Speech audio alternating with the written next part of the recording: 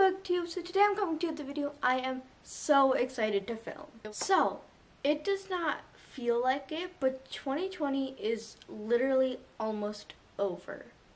I feel like it was just yesterday. I was sitting in a packed church with my friends, awaiting the arrival of New Year, of the new decade, and now 2020 is almost done? What?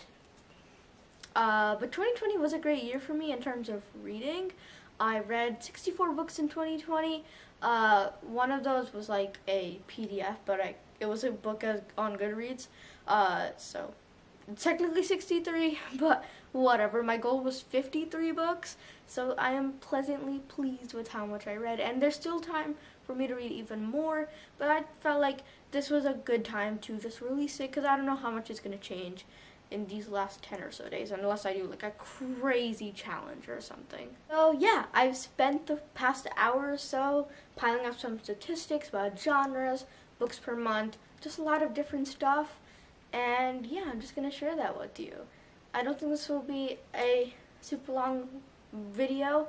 I just wanted to share some of my statistics this year with you guys. So I have read 22,075 pages in 2020.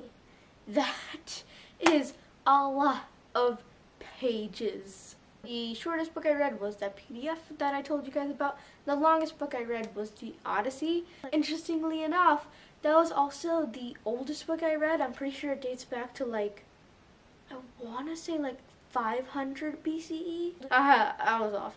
8th century BCE, the Odyssey was written in. So incidentally, the Odyssey was the longest book I read and the oldest book I read this year. So now by month, in January I read 2 books. It's really funny because if you just look at my progress with The House on Mango Street, I am updating like every 2, or maybe that's The Inexplicable Logic of My Life. Like I'm updating every 2 pages. I don't know what was into me that month.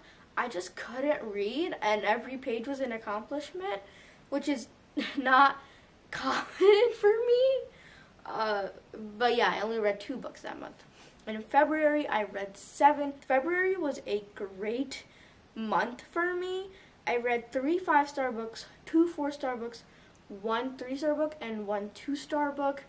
But yeah, February really started out strong. I read The Hate You Give, The Perks of Being a Wallflower. I read so many good books in February. Then in March, I read 10 books, 5 5-star books, and 5 4-star books. I think March was objectively like the best because I didn't have any 3-star or 2-star books. And in April, I read 8 books, 4 5-star books, and 3 4-star books, and 1 3-star book. May was the month I did this challenge to read as many books as I possibly could in a month. And so I read 13, which might not be a lot for you to read in a month, but for me, it was a struggle. And in May, I read 6 5-star books and 5 4-star books, 1 3-star book, and 1 2-star book. And that 1 2-star book was Mad, Bad, and Dangerous to Know. Okay, and then in June, I read 2 books. June, I don't even know what happened. I just couldn't read in the month of June. But in June, those 2 books that I did read were 5-star books. So, who's really winning here? What? Then in July, I went from 2 books all the way to 9 books in July. 4 5-star books, 4 4-star books, and then 1 3-star books.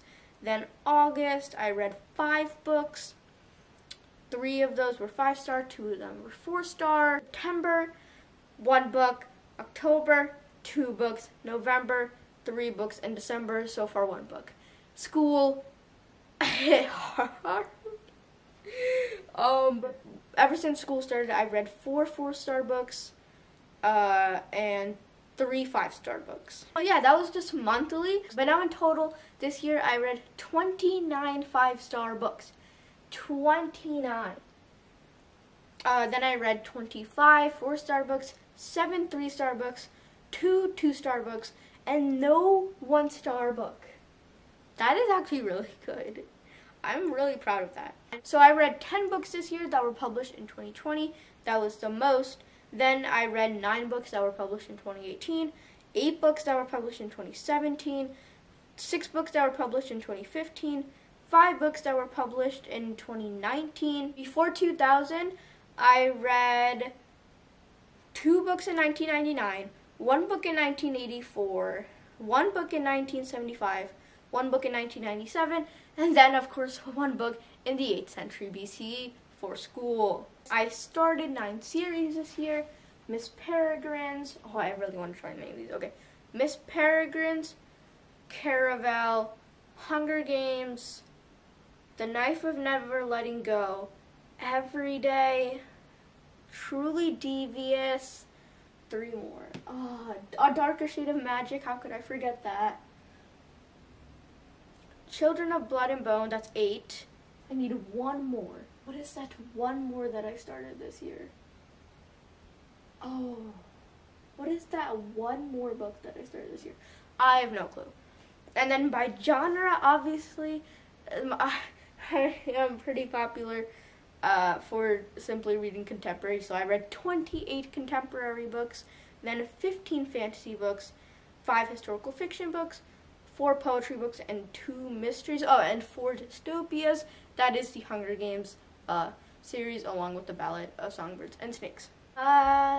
So yeah, that was just a quick little stats video. It took me an hour to make that graph, but this video probably took like 5 minutes to watch. Life of a YouTuber. If you guys enjoyed this video, please leave it a like, comment down below if you have any thoughts on these statistics. I feel like they're pretty dominated by like a certain group, if that makes sense. Like the genre was dominated by contemporary. There were mostly 5-star or 4-star books, and this year there were mostly like 3 months that really just I did so good in reading in those 3 or so months. I'm really happy that I didn't read any 1-star books this year. I am in love with that. I am posting fun bookish videos every single day for the rest of December, and I'll see you guys next time with another video. Bye!